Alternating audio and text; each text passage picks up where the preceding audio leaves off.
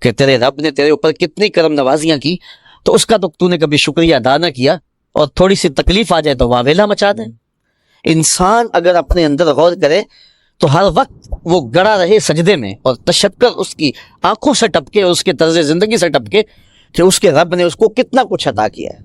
بہت ساری نعمتیں ایسی ہیں جو رب نے ہمیں عطا کی، لیکن ہمیں احساس بھی نہیں ہے کہ وہ نعمتیں ہیں ہمارے وجود میں جو اللہ تعالیٰ نے سسٹم رکھے ہوئے ہیں۔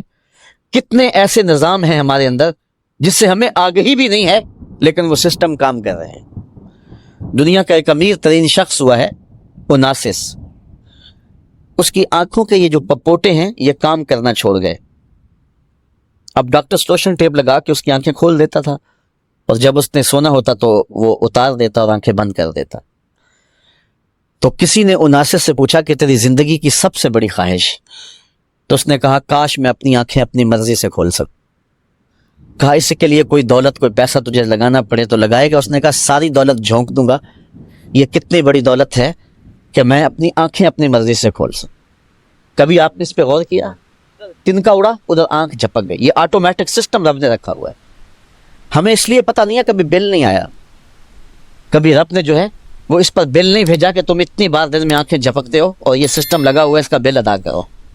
اس لیے ہمیں اس کا احساس ہی نہیں ہے کہ یہ کتنی بڑی نعمت ہے۔ وہ نعمت چھن گئی تو اب پتہ چلا کہ یہ کتنی بڑی نعمت ہے۔ یہ منہ کے اندر جو لعاب آتا ہے، ہم کچھ اندر نگل لیتے ہیں کچھ تھوک دیتے ہیں، تو یہ لعاب اگر مقدار سے زیادہ ہو جائے تو پھر بھی پریشانی، اور اگر یہ لعاب مقدار سے کم ہو جائے اور یہ بولنے میں مدد دیتا ہے، نظام انہضام میں مدد دیتا ہے، اس کا بینائی پر اثر ہے، تو پھر بینائی کمزور پڑ جائے اور انسان کا نظام انہضام خراب ہو جائے اور اسے بولتے ہوئے دقت محسوس ہو، وہ ایک ایک لفظ کے لیے اپنے منہ کے اندر ایک ایک گھونٹ پانی کا ڈالے اور پھر وہ بول سکے۔ یہ قدرتی گریس ہے جو رب نے ہمارے منہ کے اندر لگائی ہوئی، جس سے ہم بولتے ہیں، زبان بھی تر رہتی ہے، حلق بھی تر رہتا ہے۔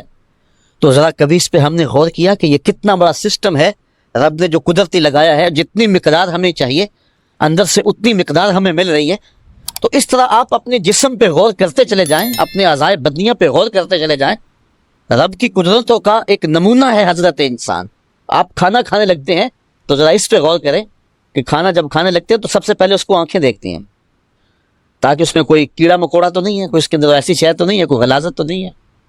دوسرا مرحلہ ہاتھ چھوتے ہیں اس کو، کہ اگر زیادہ گرم ہو یا زیادہ ٹھنڈا ہو تو پھر ہاتھ دوسرا فیصلہ دیتے ہیں، پھر اس کے بعد اس کو منہ کے قریب لاتے ہیں۔ تو قدرت نے جو سونگھنے کی قوت ہے وہ منہ کے قریب رکھی ہے، کہ اگر وہ بدبودار ہو وہ آپ کا ناک بتاتے کہ اس کو نہیں کھانا۔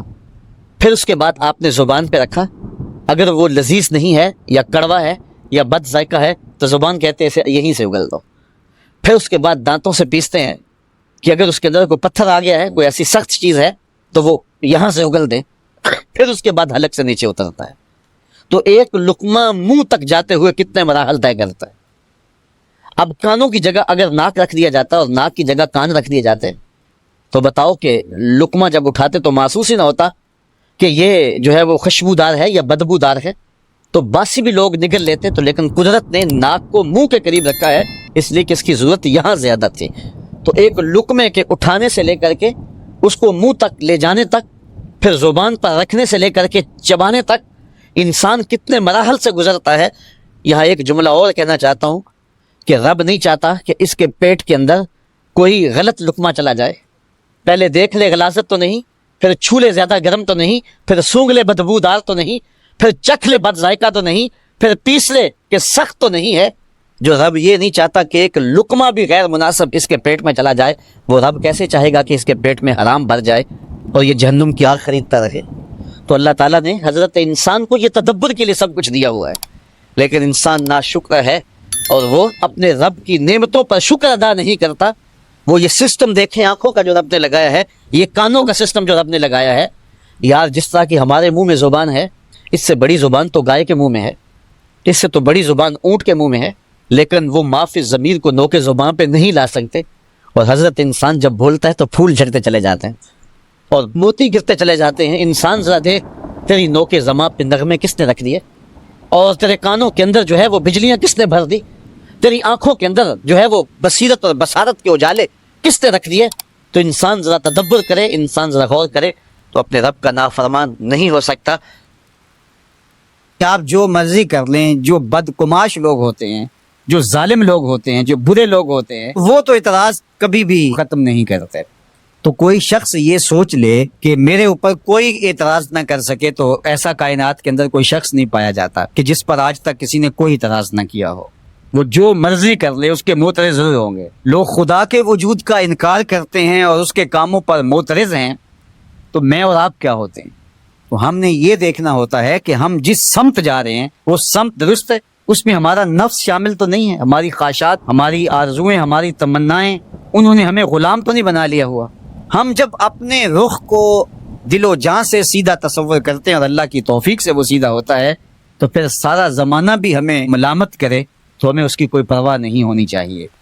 اور یہ آرزو کہ کوئی میری بات پہ معترض نہ ہو، ہاں آپ کو یہ ضرور کرنا چاہیے کہ آپ خام خواہ اپنے آپ کو اعتراض اور ملامت کی جگہ پہ نہ کھڑا کریں۔ کچھ لوگوں کو یہ بھی بڑا شوق ہوتا ہے کہ خام خواہ جو ہے وہ ایسا کام کرتے ہیں جس سے بہت سارے لوگوں کو اعتراض ہوتا ہے اور لوگ ملامت کی جگہ پہ اس کو کھڑا کر دیتے۔ اتقوا مواضع التہم، میرے حضور علیہ السلام نے ارشاد فرمایا کہ تہمت کے لگنے کی جگہ سے بھی بچو۔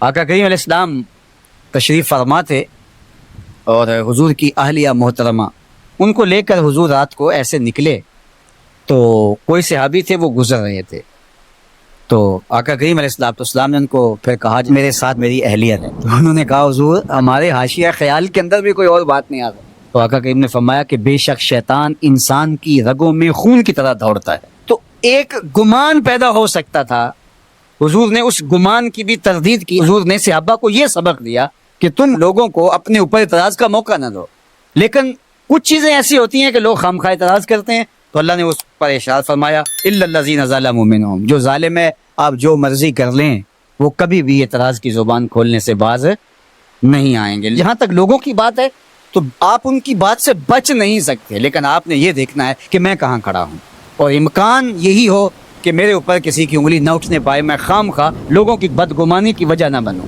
لیکن ظالم، متشدد، سخت مزاج اور حسد، بغض اور کینہ رکھنے والے لوگ، ان سے آپ نہیں بچ سکتے۔ جب پیغمبر، رسول، نبی، حتیٰ کہ آپ نے سنا کہ انہوں نے کہا کہ ہمارا جبریل سے بھی اختلاف ہے، کبھی ایسا بھی ہوا ہے کہ کسی نے فرشتوں سے بھی جو ہے وہ لڑائی لڑی ہو، تو انہوں نے کہا نہیں ہمارا میکائیل سے سیٹنگ ہے لیکن جبریل سے ہمارا اختلاف ہے۔